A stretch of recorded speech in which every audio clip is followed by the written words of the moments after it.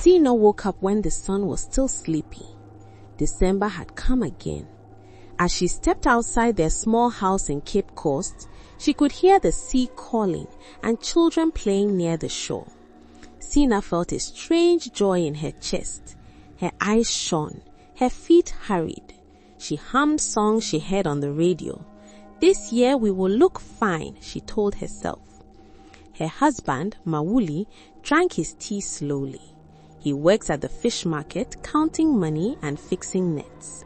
He loved Sena, but he worried a lot. Money was small and bills were many. The rent was due. School fees for the children waited like hungry birds. Mawuli said, "Let us save this year. Use the clothes we have." He kept his voice calm. Sena pretended to listen. She smiled and said, "Okay, my love." But when Mawuli left for work, Sena opened her phone and looked at pictures of beautiful clothes. She saw bright lace, nice shoes, and pretty gowns. The pictures made her heart beat fast. She wished to wear them at church on Christmas Day. She wanted the neighbors to clap and say, "See how nice they look." Sena started to measure her children while they slept. She pinned small notes with sizes under pillows. Zifa, their oldest, woke once to find her mother measuring her arm. "Mommy, why are you doing that?" Zifa asked. Sena laughed and said, "I am making sure your dress will be fine." Zifa did not understand. One afternoon, a man named Komla came to the street. Komla sold clothes for credit. He called out, "Buy now, pay later, small payments every week." Komla's voice was sweet like sugar. He had many bags full of dresses, shoes, and shiny wigs. Sena watched him from the doorway. Her eyes could not leave the clothes. Komla stopped by Sena's little compound. He smiled and showed her a set of matching clothes for a family. "Take them now," he said. "Pay after Christmas. Everyone will look at you." Sena's hands shook. She thought of the church, the photos, the smiles. Her heart said yes before her mouth could think. She agreed. Sena did not tell Mawuli. She hid the clothes in an old Ghana must-go bag under the bed. She felt like someone with a big secret. Every night she touched the fabric and smiled. She imagined walking into church with her family. She imagined people saying, "Wow." Days passed. Sena bought wigs and shoes and sunglasses. The bill in Komla's notebook grew and grew. Komla tapped his pen and smiled in a way that was not kind. He knew he would collect the money soon. On Christmas Eve, Sena could not sleep. She cleaned the house many times. She polished the small mirror. She tried on the shoes and practiced walking slowly. She told the children, "Tomorrow we will be very pretty. Walk slowly, no running, smile." The children were happy. They did not know about the money. At sunset, some men knocked at Sena's door. Komla and 2 helpers stood there. Their faces were hard like stones.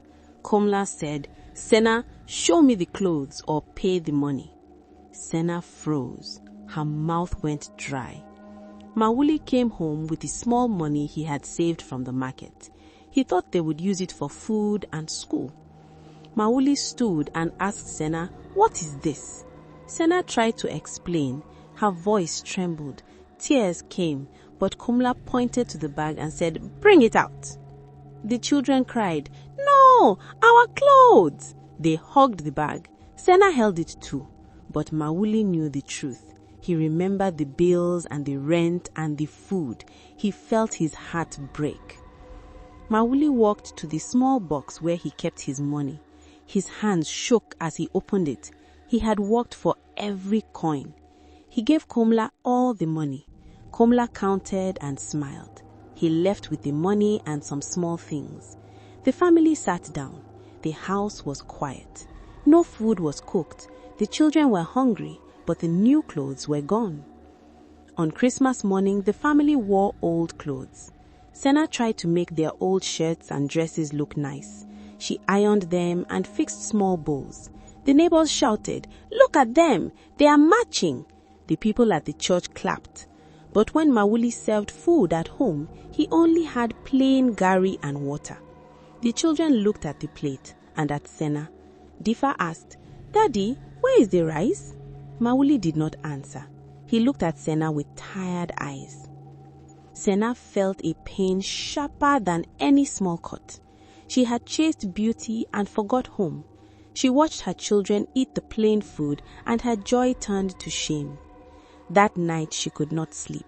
She kept thinking of the plates of food she had wanted to buy. She kept thinking of the days that would come. January arrived like a long road. Money did not grow. Bills kept knocking. School wanted fees. The landlord came and asked for rent. There was no money. The children went to school with small snacks. Mawuli worked more hours, but the wages were small. Sena woke every morning early to sweep the yard and count the small coins in the box. She cut soap into small pieces so it would last longer. They shared less food. The family learned to stretch each little thing. One morning, a letter came from school.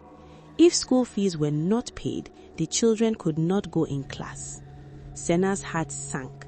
She thought of how her children would stand outside the classroom and watch the other children learn. She remembered the clothes she had wanted. She cried and went to Mawuli. "If you did not buy those clothes on credit, we would not be here," Mawuli said softly. He did not shout. He only looked tired. Sena fell to her knees and said, "I am sorry. I was wrong." She held Mawuli's feet and sobbed. Mawuli lifted her up. He brushed her tears with his sleeping hand and said, "We will walk together. We will be small now, but we will be strong." Sena learned slowly. She stopped looking at pictures on the phone. When friends asked to buy new clothes for the next Christmas, she said, "Let us eat and be happy." She started cooking small meals that filled the heart. She taught the children to be thankful for what they had. Sometimes they would sit together and laugh about small things. They listened to the sea and told stories about the forts. The children learned that being together was better than a new dress. When the next Christmas came, Sena did not buy new clothes. She ironed the old dresses and made the house smell of stew. They ate rice and chicken.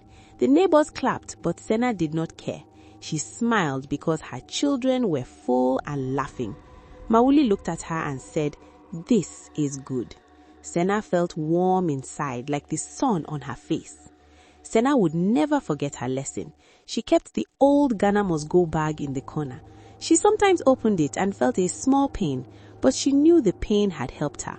She told her friends, "Clothes are for the body, but food is for the home. Let the belly be full and the heart will dance." From that time on, their Christmas was simple but full. Cape Coast had the same blue sea and singing birds.